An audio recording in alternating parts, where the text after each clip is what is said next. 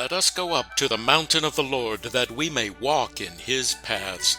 The nation's Ninth of Av invites you to join us in the conversation of Christians and Jews walking together in fulfillment of God's covenant promises.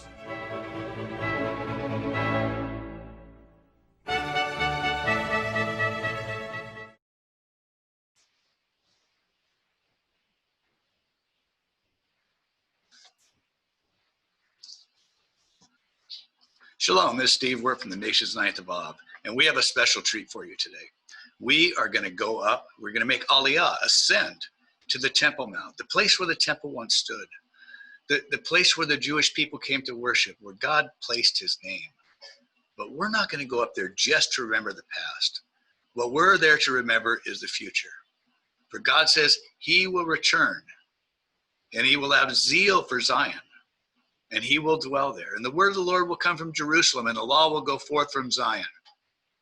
Well, today we're going to take a trip into the past and in the future with Rabbi Yehudah Glick. Rabbi Glick is an incredible man. He has had a passion and zeal because he knows this is the place where all nations will come up to worship the Lord. Rabbi Glick he's been part of the Temple Institute. He was Temple Mount Heritage Foundation. He's currently chair of the Shalom Jerusalem Foundation. He's been a Knesset member and a passionate advocate for the Temple Mount for many, many years. As a matter of fact, his passion and zeal resulted in an assassination attempt on his life. Just in 2014, where a young Arab came up point blank, shot him in the chest 4 times. But miraculously, he lived because God has called him. God needs men like him that have a zeal and passion for his house. So today, I'm excited because we are going to be following Rabbi Yehudah up onto the Temple Mount, and he's going to share what God has done and what he will do with all of us. Let's go on the trip together. We're right now standing on the outskirts of the Temple Mount, and you can let's get a little bird's eye view of the Temple Mount. Can you see it right now? Yes.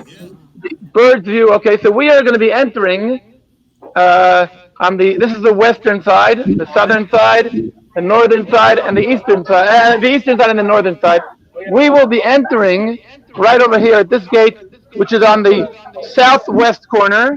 We're going to go along the south, go along the east, the north, and we'll come out again on the west. Just to get a picture of it, we're talking about something that's the size of like 10 football stadiums. It's a very, very big compound. In the center, the peak of our concentration will be this building over here, the Dome of the Rock, which preserves the rock, which was the highest point on the Temple Mount, and it was the location of the Holy of Holies. So that the temple stood from over here this way, and it was like a rectangle right over here, and we can see it over here. Just like a little picture of the history of it. Here is a beautiful National Geographic thing. I don't know if you can see very well, but if you take a look, this is the mountain. Time of Abraham, King Solomon builds the first temple, and this over here is the Herodian temple, and this over here is the Dome of the Rock. So here we are, like a small picture in history of Jerusalem's holy ground. I hope you were able to see what I'm showing you. I don't know if you were able to, but we will be seeing the Temple Mount itself shortly. Meanwhile, I'm Yehudah Glick, from the Shalom Jerusalem Foundation. That is shalomjerusalem.org. Talking to you from the Temple Mount in Jerusalem, preparing ourselves for Tisha B'Av. Oh, now my Uri has connected. We are right now ready. It is exactly 1 minute to 9 Israel time. Israel, those of you who are not aware, a country in the Middle East, bordering with Syria, Jordan, Lebanon, and the Mediterranean Sea. And it is today under the sovereignty of the state of Israel, but we have some regulations here due to the fact that the state here, which was established by the people of Israel, is also many of the population of the Muslim population here are not extremely satisfied with the fact that we are here, and therefore the police here are in charge of the public order. I'm just going to find out 1 second. More at the Makole? Okay, we got permit to go. Guys, we're going. Now, listen, on the Temple Mount itself, they don't allow us to pray or to sing, but we will be, of course, praying. We're not going to be able to sing too loud, but as we go up, we will definitely be getting ourselves ready. It means we're going to clean our hearts from any kind of anger, any kind of negative feelings, and we are right now climbing on this bridge before the entrance to the Temple Mount. We are really getting ourselves ready. We're not going for a visit of like fun, amusement, not even sightseeing. We're going for sightseeing, meaning we want God to see us, and we want to be seen by God, and we want to really prepare ourselves properly. We're going with humility. We're not going to announce, here we are, guys, we're here. No, not at all. We're going to be servants of God. We're going there as servants of God, going up to the house of God, thanking God for the privilege of being able to go up to the house of God, something that for many generations we were not allowed to do. But we will definitely go up and praise the Lord. We'll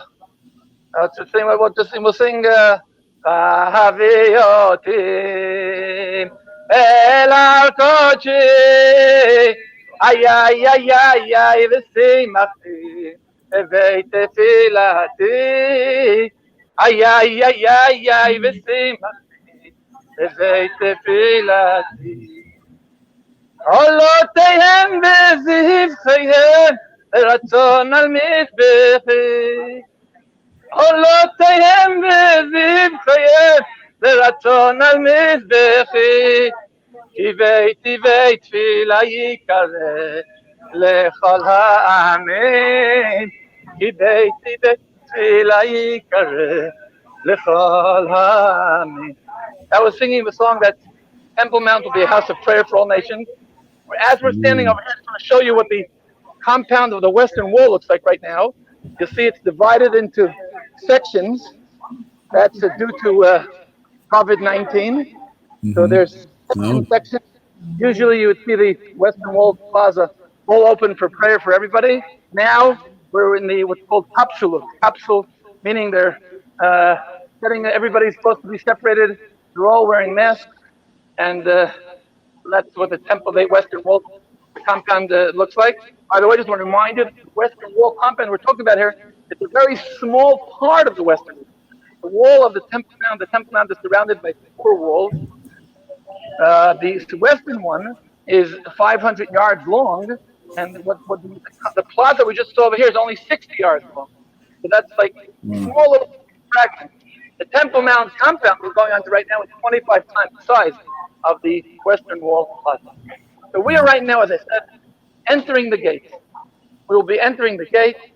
We'll be accompanied by Israeli policemen, and from afar we'll also have probably some Jordanian Waqf people. But we are right now entering a wall built by Herod, and we are just right now, this moment, we have entered the Temple Mount compound, and this means that we are in the courtyard of God Almighty. And I want to take us back to the history. According to Jewish tradition, God created the world from here. What does it mean He created the world from here? It doesn't mean that God took cement or took sand from this location. It means that this is the core of the whole creation. And I want to try to understand the concept. God created man also from here, it says. It says God created man in His image. And that means that the concept, the essence of the actual building of the creating of the world was is concentrated over here. Right before I continue my explanation, I want to, because we're passing by a very important part, I want to just point out what you can see over here to my right, which is actually the exact corner of the southwest corner, are columns. So here are the columns, as I said, from many of them from the Herodian period, and they are Stoa, where Herod, aside from the temple is located, as you can see, in the center. Here you can see the Dome of the Rock to my left, which is north from where I'm standing right now, where we're standing right now. That is the location of the temple. So Herod has a Stoa, which is a courtyard with a roof on top of it, but with column pillars that are holding the roof, that he actually accepts his guests alongside the southern part of the Temple Mount. Back to where we were speaking about before, I want to take us back to Abraham and to Adam, and man created. God put them in the Garden of Eden. According to the Bible, the Garden of Eden is also located here on the Temple Mount. If you recall the verses in Zechariah 14 or in Ezekiel 44, where the water will be coming out in the future from the Temple Mount, bringing water even to the Dead Sea, bringing life to the world, like the rivers in the Garden of Eden. But we want to continue a little bit in history, and one of the most important stories booked in the book of Genesis is the Babylonian Tower. In the Babylonian Tower, we would seem all humanity was united around building a tower. What would be so wrong with that? What's wrong with why was God aggravated? And it's quite obvious. When the center part of the Tower of Babylon is, the people say, we will make for ourselves a name. What does that mean, make for ourselves a name? It means leaving an impression in the world, leaving a reputation in the world, so that everybody who comes here will know these people built it. If you recall the Torah there in Genesis 10, 11, talks about, Genesis 11, talks there about, they specifically used bricks, not stone, not wood, which are things made by God, but bricks made by humans. They wanted to show off some human greatness. But the Torah and the creation of the world was to announce the greatness of God. And therefore, after this story comes out Abraham, who's teaching the world the name of God. And he establishes altars all over where he will calling in the name of God. Calling in the name of God does not mean calling to God, not praying to God, but calling in the name of God, meaning telling the world that we are all created by God to call out his name, to announce in the world that we're all part of one God. Now, later on,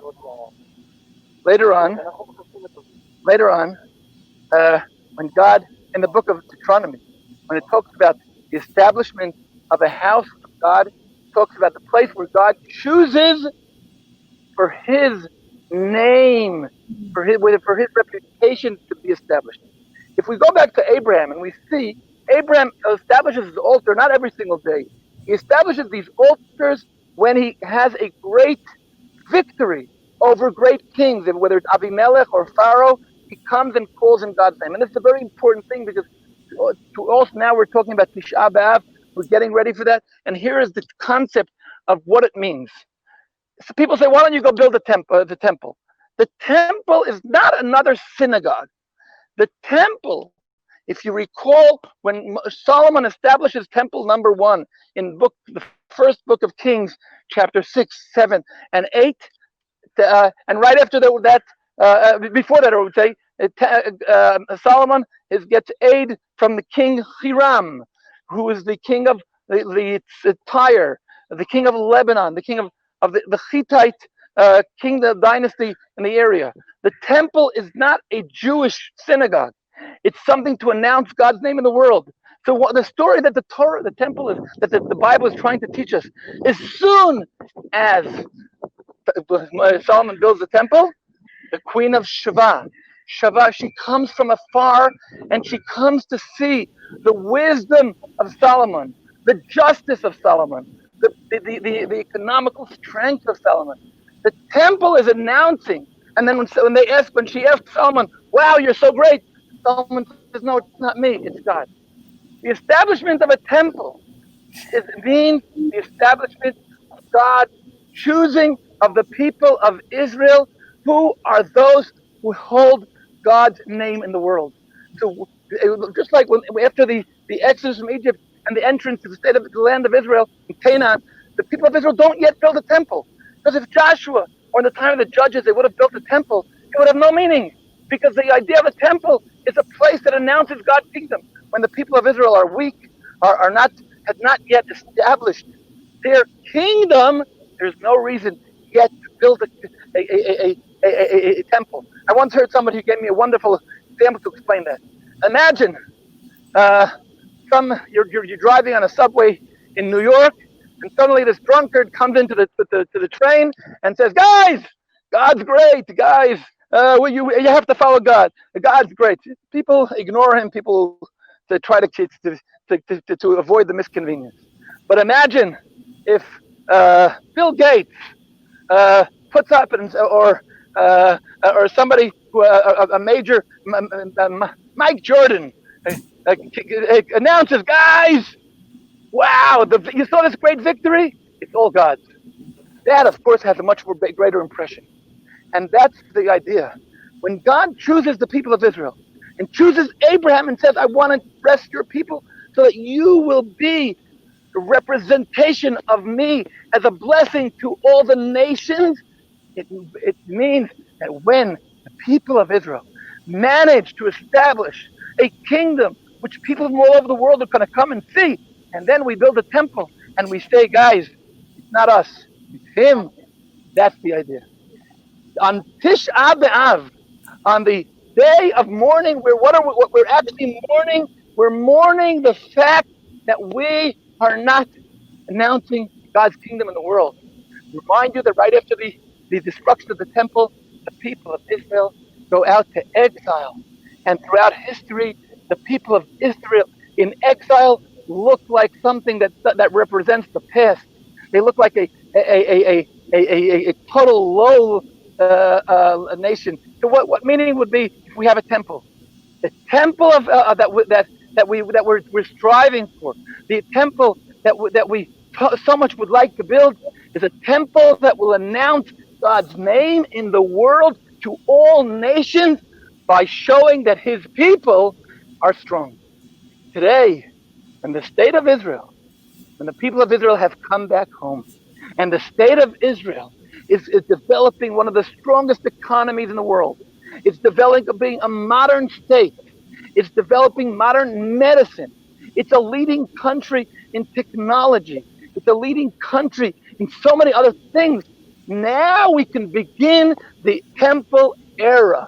Now we can say is the time that we are ready to build the temple and say to all the world, "You see how strong Israel is? You see how many miracles we've witnessed in the past century? None of this is ours. It is all his. It is all because he chose us and he wants us to represent him in this world." I'm just going to stop for a second the explanation and get to a little bit about where we're standing right now. We've just concluded the southern side and we are hitched to the eastern wall. And the eastern wall is you can see it right over here to my right. And beyond the eastern wall is the Mount of Olives, is the Mount Scopus, is all, you can take a look through these little cracks in the wall, you can see Mount of Olives. And that was actually the eastern side of the Temple Mount in the time of the temple. And the main entrance to the temple would be from east. So right now, we will be approaching in a few seconds a spot where every single time we come here, this is where we try to recite prayers and calling out in the name of God. We will remember King David, who wrote the Psalms of how he was striving to build the temple. 132, King David says, "Zechor Adonai David, remember his prayer." And what did he said? If I will go to my tent, in my tent, and if I go to sleep, until I find a place for God. What does it mean, a place for God? God's all over the world. A place that everybody in the world will recognize His kingdom of the world. So here we are, standing over here on the eastern side. We will, in just a few seconds, momentarily, we will be able to see the entrance of the location of the entrance of the temple, and we will be able to really be here. And at that moment, I'll try to recite a psalm, and then I believe we should give a few moments of quiet that all those who are watching us can connect. So Steve will definitely be able to recite a prayer, but before that, I want to remind you, the Temple Mount is the foundation of faith in the world, and therefore it's the place where Abraham announces his devotion to God. It's the place that we are here to connect. From Zion comes out the word of God. From Jerusalem comes out the Torah. And this is the world, the center of prayer for all nations. And that is exactly what the Shalom Jerusalem Foundation is trying to do in the world, to announce God's kingdom to the world and to return the word to Jerusalem and from Jerusalem to the world. As I complete these words, I have just arrived at the eastern side of the temple location, and you can see where we are. This would be the eastern side. The temple goes from east to west, which represents the fact that the sun rising from the east is prostrating to God on the west, and the west is the Holy of Holies.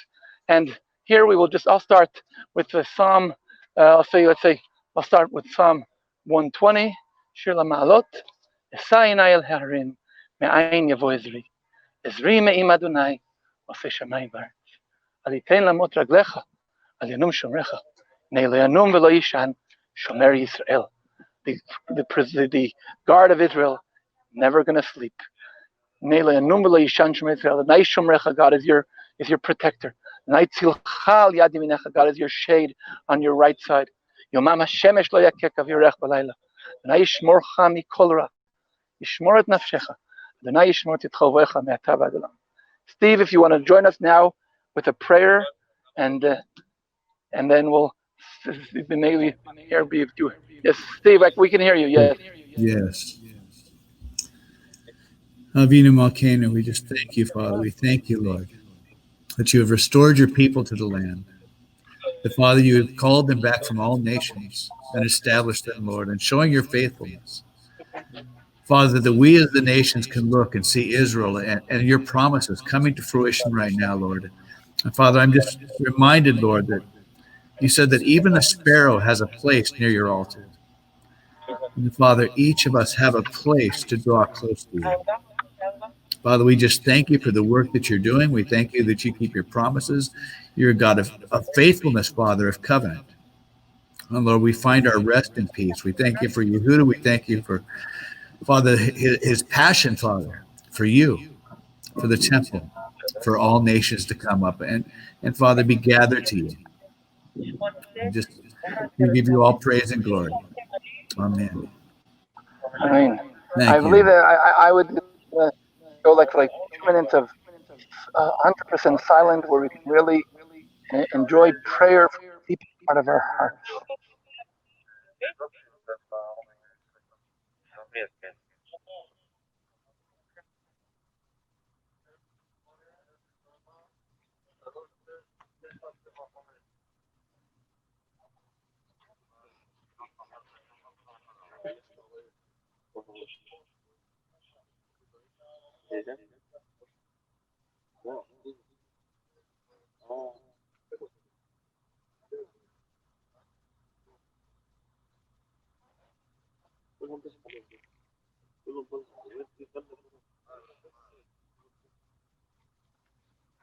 Father in heaven, please remember all those who are searching for their soulmate.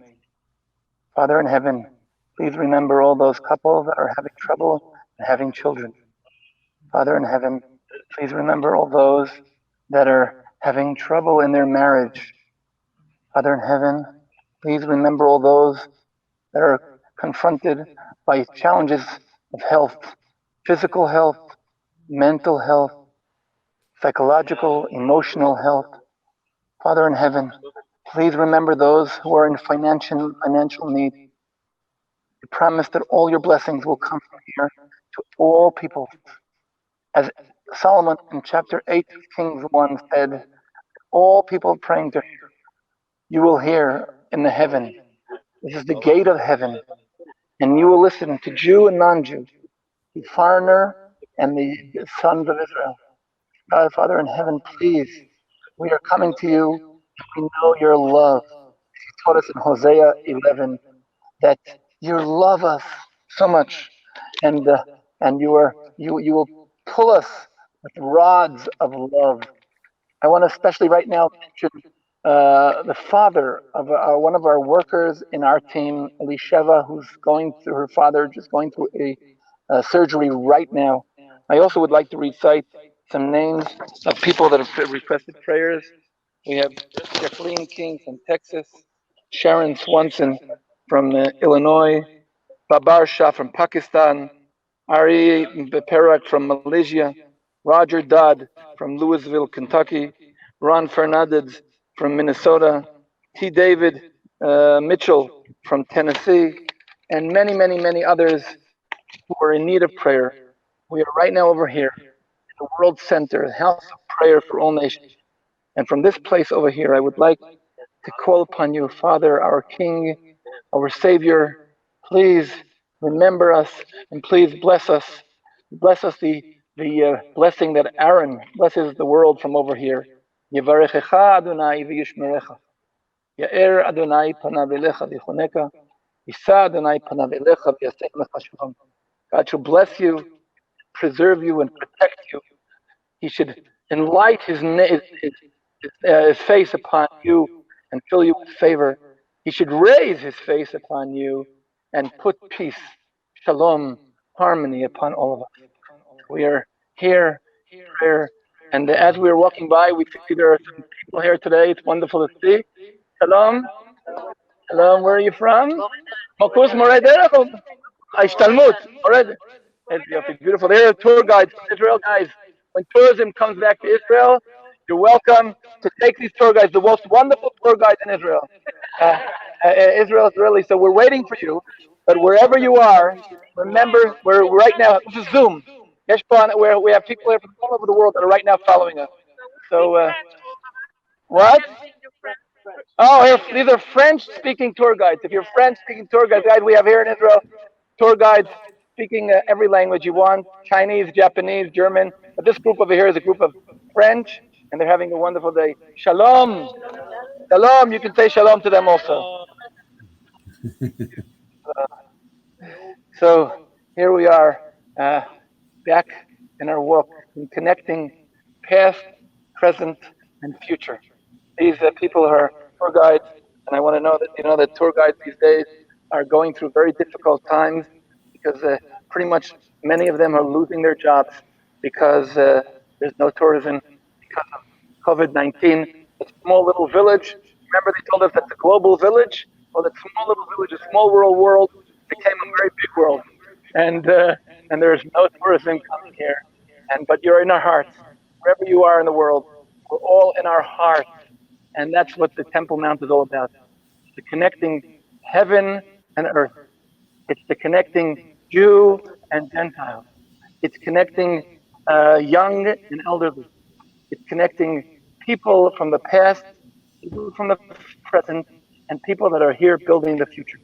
All of you that are watching us right now, you are agents of change, changing the world's lens to a biblical lens. You are changing the world's lens on the lens of Israel. And the biblical lens, you are getting a biblical perspective of what's going on. And God says, open your eyes, look at what's going on. See that what is happening here is the hand of God. Miraculous things that are happening here. And we from here, and we from here are really blessed. By the way, we're also blessed that in our present time we have wonderful policemen from the Israeli police that are protecting us and they're doing a wonderful job, and they're so nice. Majorly, their job is to let us walk around and not to interfere with what we're doing, and to allow us without any interference. I want to tell you that just a few years ago, whenever we would come onto the Temple Mount, whenever we would come here, there was a lot of turmoil here. There was a lot of harassment and incitement. Today, with our own eyes, thanks to a lot of the activity of many of the activists and the people who were together with us, together with the Shalom Jerusalem Foundation and the Temple Institute and the Temple Mount Heritage Faithful, and many of the others of organizations. You can very much read about it, as I said, in the Temple in the ShalomJerusalem.org. You can read. For instance, right now we're over here at a corner, which was established by Yitzchak and Talia Imas, who were two Jews who immigrated to Israel from the former Soviet Union, and they came to Israel. They had no knowledge of any Jewish background, and they studied their background, and they wanted to connect to the temple, and they started organizing groups coming up to the temple every single week. Every Tuesday they would ascend to the temple. Now, unfortunately, in 2010, they were murdered by a Palestinian terrorist near their house. But this corner over here was a place which was like a peace and quiet place. They would like to sit over here, and they would study Torah. They couldn't have their Bibles with them. To this day, we don't allow them to bring Bibles. At that time, they didn't have smartphones either. So they had to recite the Torah orally. And this place would be a quiet corner where they would sit and recite the Torah orally. In their memory, we actually call this over here the Torah School in memory of the Yitzchak and Talia Imas, which we actually make sure every time we go by here, we sit down, we memorize their names, and we study some words from the Torah. And I think that it's only appropriate to recite the story of Solomon. And we can, let's say, I wanted to talk a little bit about the relationship between God and the people of Israel, which we spoke about before. I think one of the things we can really feel it is when we talk about the Kruvim. The Kruvim are mentioned in the Bible 3 times. The first time is in the book of Genesis, when God sends Adam and Eve from the Garden of Eden, and he puts the Kruvim there to protect that we don't return. Because they are symbolizing the fact that the people of Israel are right now in a situation of anger between God and the people of Israel. The second time they're mentioned is in the tabernacle. The tabernacle, there are Kruvim above the Ark of Covenant. They're small Kruvim, they're like 3 feet high, and they're facing each other, and they're not touching each other. And the 2 Kruvim represent Israel and God. And the time of the tabernacle, which represents the Mount Sinai receiving of the Torah, is the beginning of the relationship between God and Israel. We could call it the wedding. It's the beginning of the marriage, where the Kruvim are facing each other, concentrating on each other, but they're still not part of each other. The third time we have the Kruvim are in the time of Solomon. And as I mentioned before, the kingdom of Solomon, where Solomon builds the temple, he builds gigantic Kruvim. They're, if the first ones were 3 feet high, which is 5 cubits, these we're talking about 10, 15, we're talking about 15 feet high. 15 feet high, they're 10 cubits, and they standing on the floor, they're not facing each other, they're facing the world, but they're holding hands. They're holding hands. I mean, they're together. Their marriage is stable. The relationship between God and the people of Israel was stable at the time, and they could bring the light of God to the world. They could face the world. They can concentrate on sharing their stability of the relationship between God and the people of Israel with the world. Unfortunately, at that point, where was like the peak of the history of the people of Israel, didn't last, because the history of the relationship between God and the people of Israel throughout the history, we had ups and downs. And now, we believe that the third temple time is the eternal time that God is going to return to the people of Israel, and the covenant will be an eternal covenant. And that's where we are right now. Now, it can't happen in one day. It's a process. So, but when we always remember the fact that there was a day of destruction, Tisha B'Av, we always remember the fact that things can go wrong, and therefore don't take anything for granted. And one of the things that we remember when in the book of Zechariah chapter 7, when there's these group of emissaries from Babylon come to Zechariah, and they say, shall we continue fasting as we did in the first time temple? And it was already there at the beginning of the building of the second temple. And Zechariah says, if you're asking the question, you have to understand, you are the ones that need the fasting, not God. The question is your relationship to God strong? Does that mean, do you remember the orphan and the widow? Do you remember other people that are in need? This is what Zechariah says. Zechariah says, my house is not just a temple, go ahead and build it. It's not a piece of real estate. Give me $1 million and I'll build a temple. A temple is something that represents the relationship between God and the people of Israel, and the Israelites serving as priests for all the nations, serving as a kingdom of God in the world. So if you're ready for that, God says, then you can build a temple. Go ahead. But if you people just want to build a temple, anyway, so we're back to the Bet Midrash of Yitzchak Imas, and we're going to continue now exactly where we are. To my right now over here is the remnants of the gate of mercy, the golden gate. Are you guys ready? Mukhanim?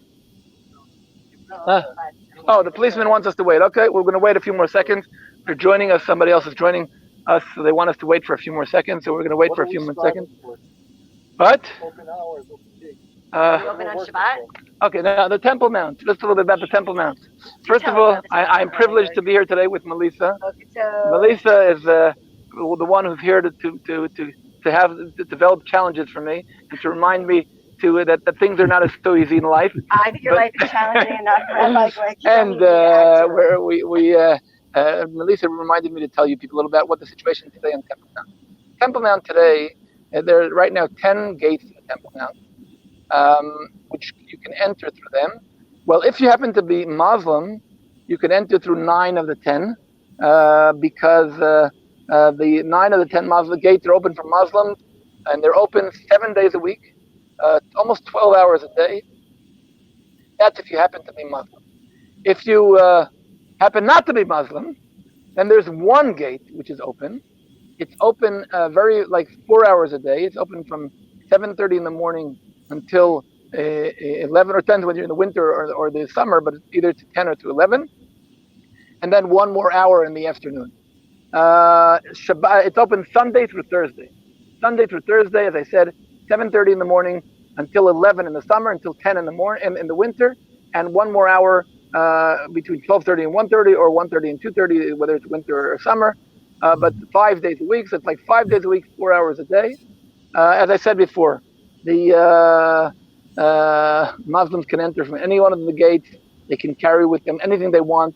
They don't go through any examining their bags and their entrance, not checking them from God forbid arms or any kind of a knife or pistols, but also not only checking for anything else. Jews or Christians or anybody else who comes in from that one gate, which is located right near the Dung Gate in the Western Wall, is you cannot enter with anything that has to do with a religious item, whether it's a Magen David or a Bible.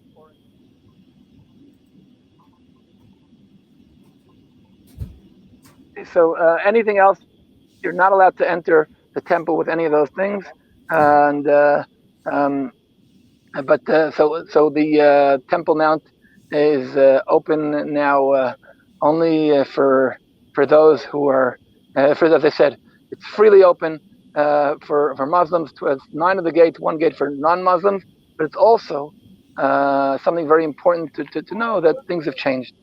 Many years ago, when I started going to Temple Mount in 1989, they were allowing only 2 Jews at a time, and we had to go and you had to wait for an hour till the one that they finished. Today, they're allowing much bigger groups. Till 5 years ago, every single time we came here, there was screaming and harassment, and they threw chairs at us and stones at us, and shoes, anything you wanted. I personally, 5 years ago, there was an attempt to assassinate me because I was encouraging people to come to the Temple Mount. Yes. Thank God things like that have changed right now. Even though just a few weeks ago there was an attempt to beat me up once again.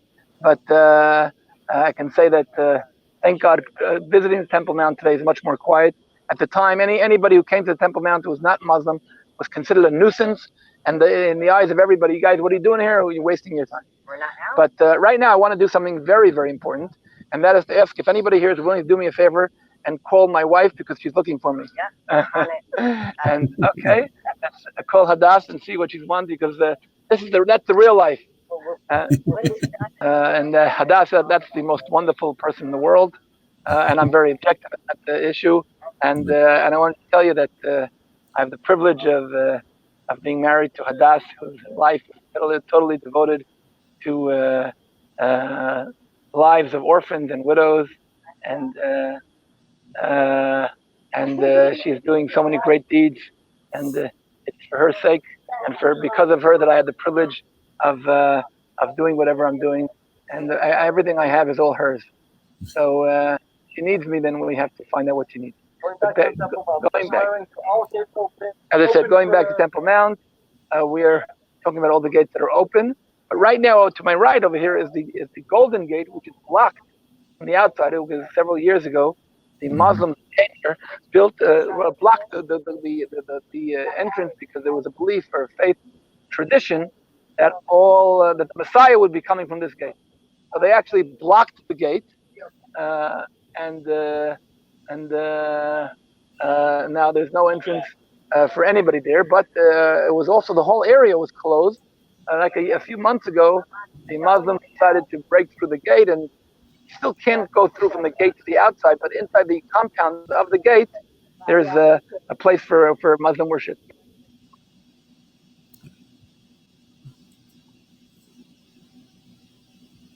There. Okay. She wants to pray for her daughter. Pray for my. Okay, so we're praying here today for my daughter, Rachel, who's having a very important exam today, and that's in her majors in mathematics, her bagrut in mathematics, and we're praying for Yifat, that's my wife's daughter, who has a psychometry exam on Thursday. So that's what we're here for today. We're praying for the present, I said, as just as much as the future. Every one of those, both my daughter and my wife's daughter, for them, their exams are the most important thing existing right now in the world.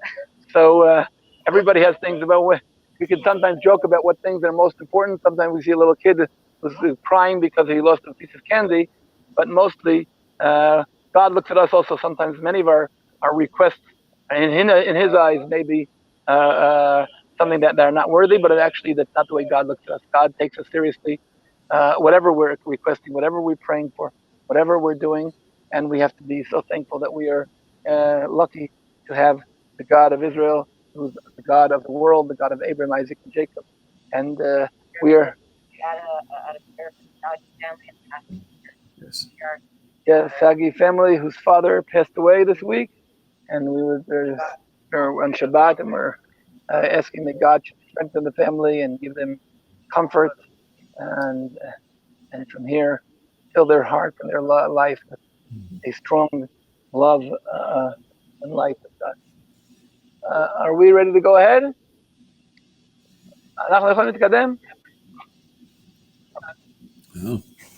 Here we are. As I said, we're continuing on our walk. To my right, as I said, was the Golden Gate.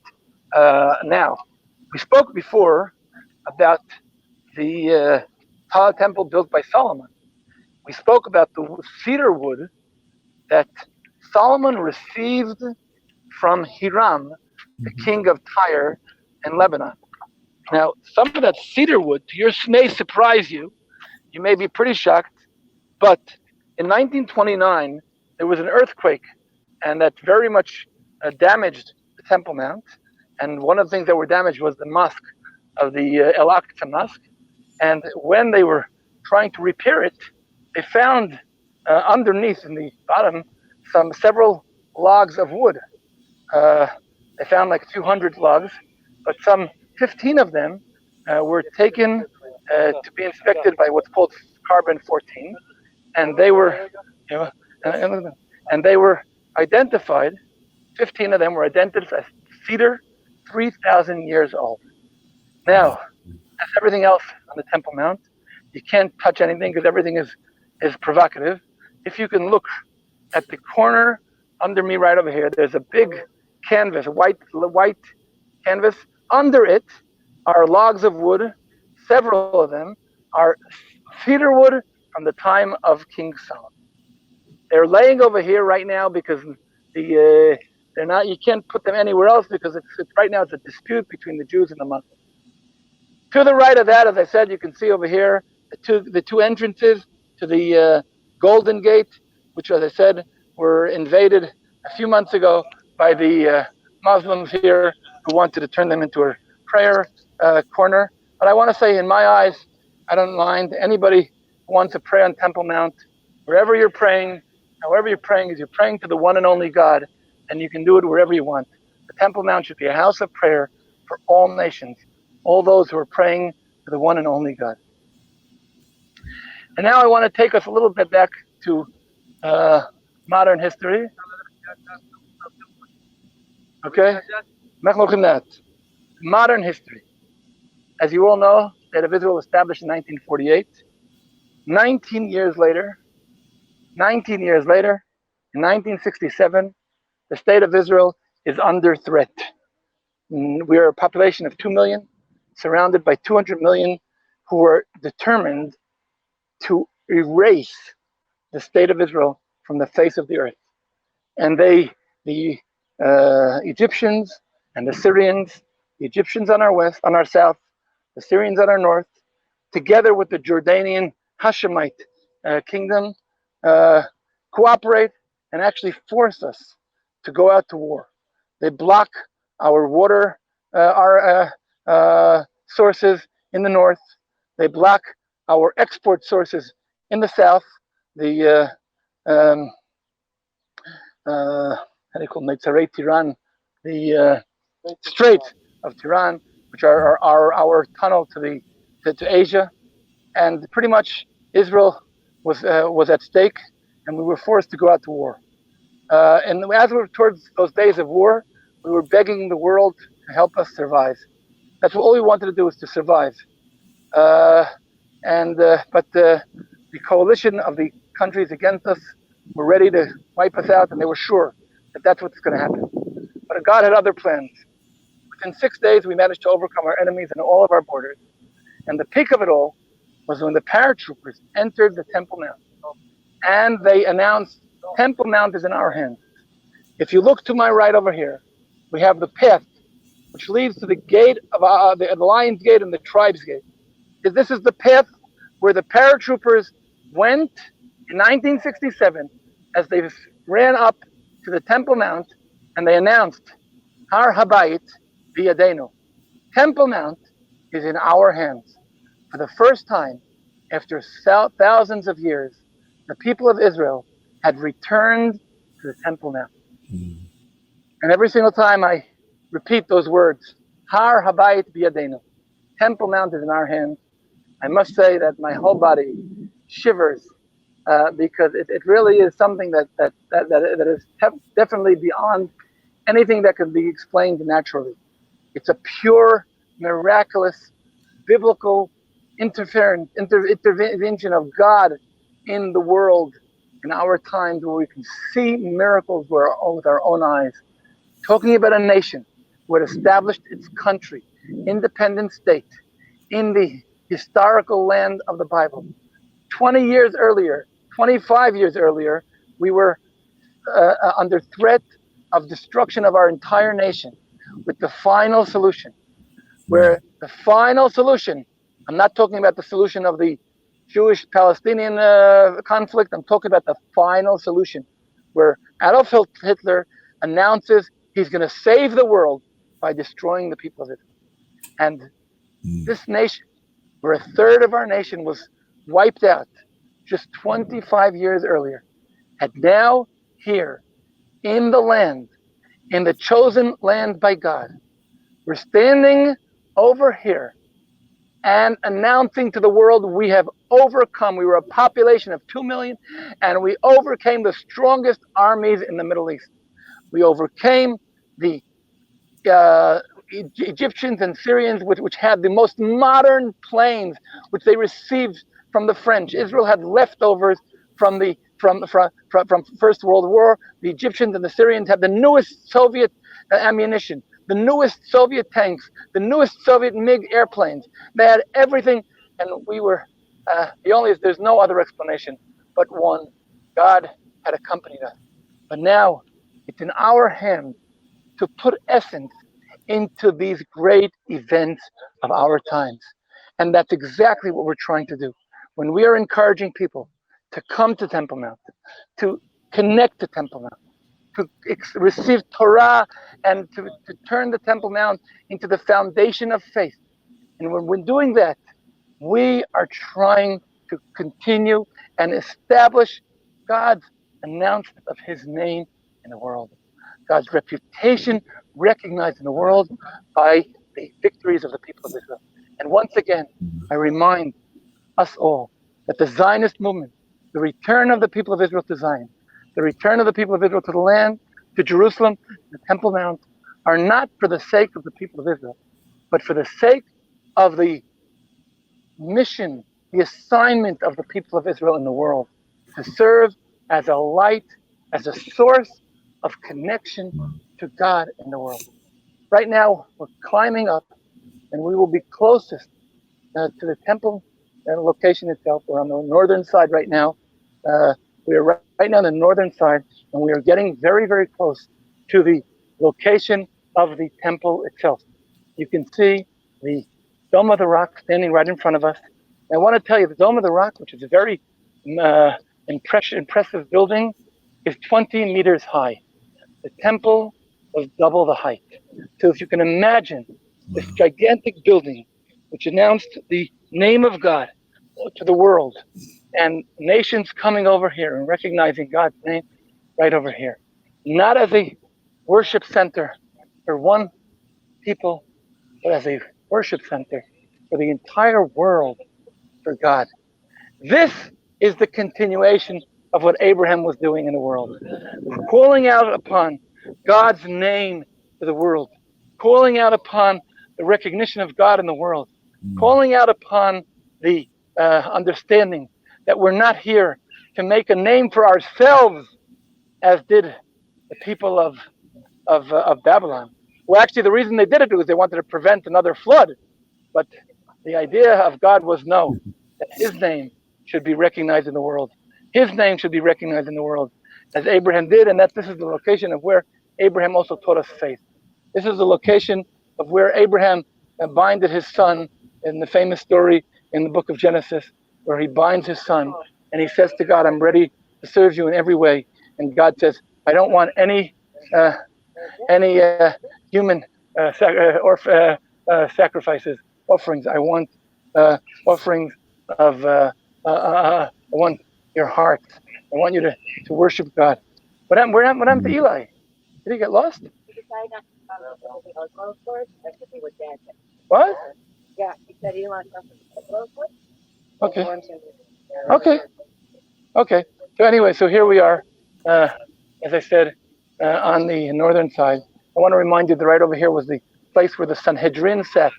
And the Sanhedrin was the supreme court of justice in the world, God's justice in the world, sitting over here.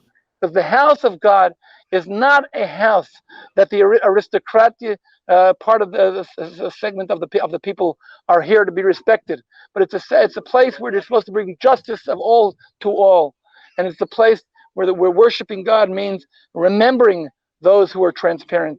It's the place of the service of God. It's the national, the international, global, universal center of God in the world, and that's exactly where we are right now. And maybe we'll recite one more psalm. I will go for 125. Shir Hamalot l'Shlomo. Im Adonai lo yivne bayit, shav amlu bonav bo. If God doesn't build a house, those who are trying to build it by themselves are working in vain.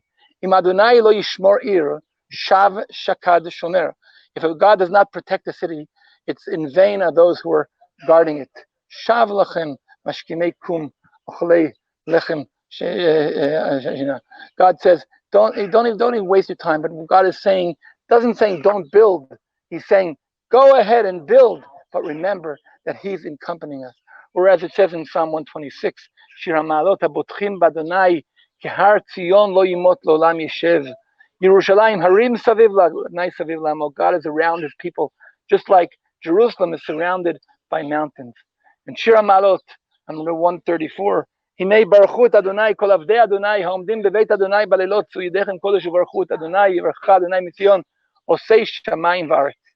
Or 133, Shir HaMalot LeDavid, Hinei matov u'mana'im shevet achim gam yachad kashemen hatov al harosh yired al zakan kital chirmon yired al harei tzion ki sham tziva Adonai et habracha chayim ad ha'olam.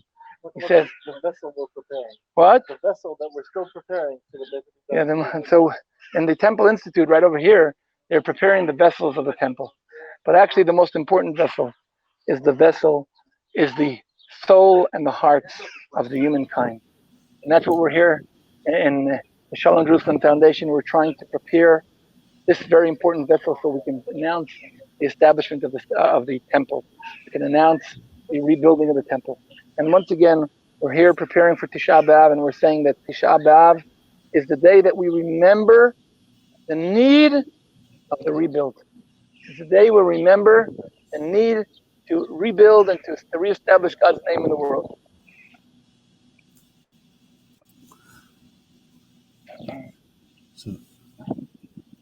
Anyway, okay, so we're going back onto our path. What were anybody want to say and mention something? So even though this is the Tisha B'Av is a day of mourning, everything I'm hearing from you, Yehudah, is not about.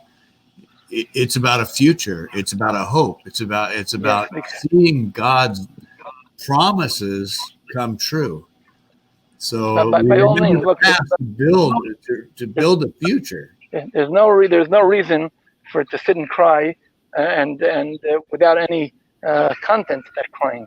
The whole content that we're trying to say is that the day of mourning is a day, as I said before in Zechariah 7, when he answers the question, he says the fasting is not the essence of the whole thing. The mourning is not the essence of the whole thing. The essence of the whole thing is what's the purpose of the temple, and that's the idea. In the day of Tisha B'Av, we're not just to sit and cry, and that's the goal. The goal is to understand what we're lacking, to understand what we're missing, and to express our desire to be able to complete what is missing. And I think that's a very important point you put your finger on right now. Tisha B'Av is not just a day to sit and cry. It's a day that we express our desire to complete what needs being completed. It's a day that we express our desire to repair and to heal the ill. Imagine somebody seeing a child run over in the car on the street, and he goes on the side and sits and crying. No, the idea is to go save the child. The idea is to go call the ambulance to come and heal the child. There's no meaning of just crying for the sake of crying. There's no meaning of just sitting and mourning for the sake of mourning. It's mourning for a time to think of what we're lacking. It's mourning for understanding the concept of the need for the rebuilding, and that's what the whole story is all about. So I'm very happy you asked the question, because sometimes people get overwhelmed by the ability to cry and to weep and to mourn, or actually our main goal is to try to learn the lesson and to try to improve ourselves and to upgrade the world, to turn the world into a better world to live in. We see no aim at just the fact that we cry. That's not the goal of our life. Yeah. I'm looking at Zechariah 8, because we've been quoting Zechariah 8, and I'm finding that God is the greatest Zionist of all. He says, "I am zealous for Zion with a great zeal, with great fervor." I'm not hearing. I'm not hearing you very well. Can you repeat what you just said? Yeah. I just realized that God is probably the greatest Zionist ever. We've been quoting Zechariah 8, and in verse 2, he says, "I am zealous for Zion with a great zeal." God is a Zionist. He wants his house rebuilt. Yes, yes. What God says, that these days of mourning will become days of joy if we understand and take the concept of those who are in need, like the widow and the orphan. If we make this world into a better world, then we can once again rebuild the temple. The temple is to be there for God's service. That's what he's trying to say there. He's trying to say, when they come to and say to him, should we continue fasting? He says to them, guys, I didn't tell you to fast, and God didn't tell you to fast. The fasting is for your sake. Did you learn the lesson yet, or did you not learn the lesson yet? Yes. And I would say that, and that's what we're trying to do.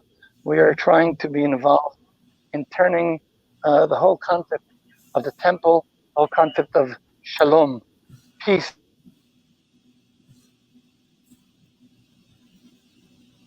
not only as something which talks about tolerance, talk about something that talks about harmony in the world, something that it represents the peace among all nations of the world, peace among and bringing peace to the world, meaning establishing a peaceful society, establishing a society that respects all and knows to give a place for every single individual. And so I think that if we are right now over here, when I speak about the goals that we try to take upon ourselves, it's really turning this world into a better world. And every one of us can ask himself, how can I contribute to turning this world into a better world? What can I do to turn this world into a peaceful world, a world of inclusiveness, a world of respecting all human beings created by the image of God? And now the whole idea of rebuilding the temple is fixing up the lack of the temple serving as its purpose of uniting the whole world. And that is, I think, the most important mission that we have, I believe, in our generation, is uniting the world around God, because the world is spread out and separated, and we are living in a time where we have the ability, we have the technology, we have the communication, and now maybe this corona virus has told us, stop concentrating on becoming on showing how great we are, but concentrate on showing how great He is. And I think the corona was like God pressing on the brakes, because the whole world was running towards now developing the world is something very good. It's important to upgrade the world. It's also important to develop all technology. I'm not talking against it. The only question is, do we stop and think, for what purpose? Is it for a purpose of showing off how great we are as people, or is it for something to show how great we are all together here to announce the light of God in the world? I want to point out that right now we are on the western side, and that means, first of all, we're close to the exit, but also we are close to the location of the Holy of Holies. We will be standing right now in a few seconds up on before we stood and prayed on the eastern side and on the northern side. Right now we will be standing and reciting our final prayers on the western side, closest to the Holy of Holies. Here we can pray to God that He shall succeed in teaching the world what means worshiping Him in justice, in the ways of faithfulness, mercy. And here we are approaching the western side of the Temple Mount, right opposite the location of the Temple of the Holy of Holies. You can see here, right in front of me, the Dome of the Rock. Now, here we're looking at the Dome of the Rock from the western side. You can see there's a door. Inside the door, there's light, and those lights are right on top of the stone, which is the foundation stone of the world. And this whole dome here was built to protect that stone. The whole dome here was built for the sake of remembering where the temple stood. It's here. It's not marking the temple served. Shalom. Where are you from? Nazareth. Shalom. Shalom. So here we have people here. Nazareth came to the Temple Mount, and here we can see, as I said, on the western side, and we can pray to God. Please, dear our King, from your place, appear in front of us and rule on all of the world, on all the earth, on all of humanity, because we are waiting for you. When will you come and announce your kingdom here in Zion? As soon as possible, very soon in our times. And you will stand here and you will rest here eternally, forever and ever. Your name will grow and grow and be so sanctified in the world. From Jerusalem towards the entire world. Also by King David, your Messiah. And hopefully we will see in our times that the month of Av becomes a month of a celebration. And the day of Tisha B'Av becomes a day of celebration. Joy. So here we are, almost on our way out of the Temple Mount. It's always one of the difficult parts where we try to concentrate on taking with us. We who are here, we actually recharge our spiritual batteries. Just like you put your cell phone connected to the origin of energy, and then you disconnect it and it's on its own. Now we are taking the strongest energy of the world, the power of God, and we want to take it with us.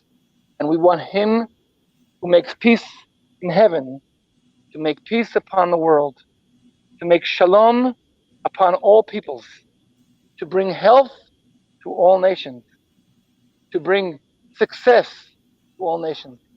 I was thinking this week, I heard there was a film, PR, that was put together by Taiwan.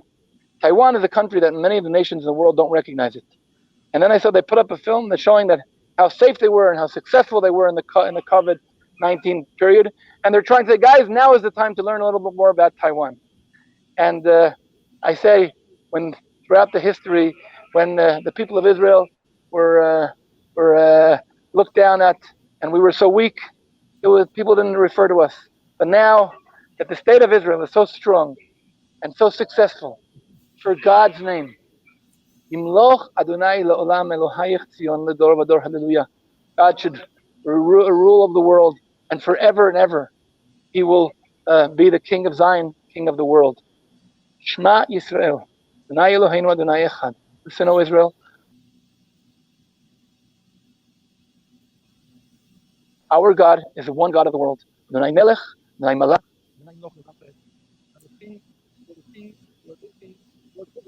forever and ever. Adonai Melech, Adonai Malach, Adonai Yimloch L'olam V'ed. God is King, God was King, and God will be King forever and ever. Here we are leaving. One of our customs is to leave facing the temple location, and we walk back. And watch out, there's a step over here. We're walking back, and we're saying to God, we're hoping that from now on, we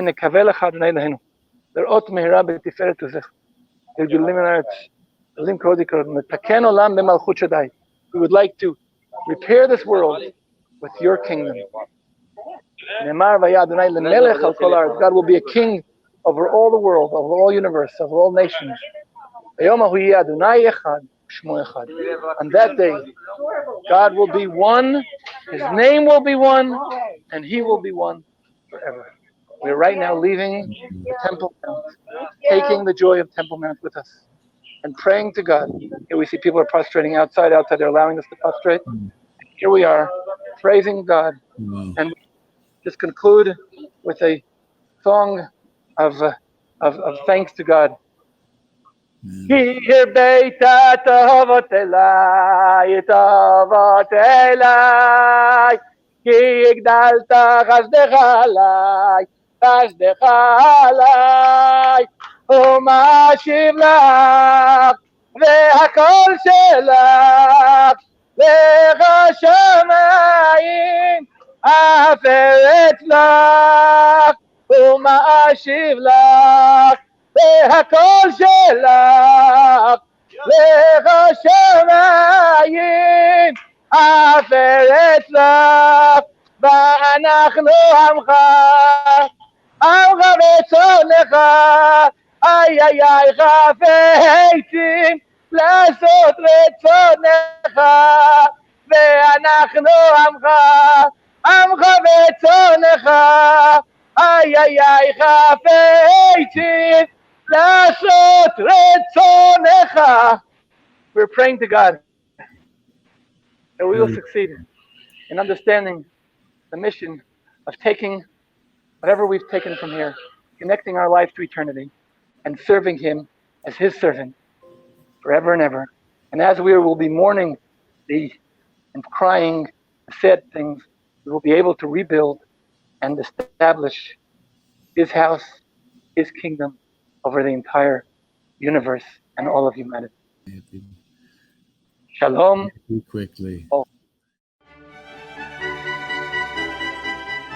Thank you for joining us today. To learn more about the nation's 9th of Av and how you can be part of the conversation, visit us at 9-av.com.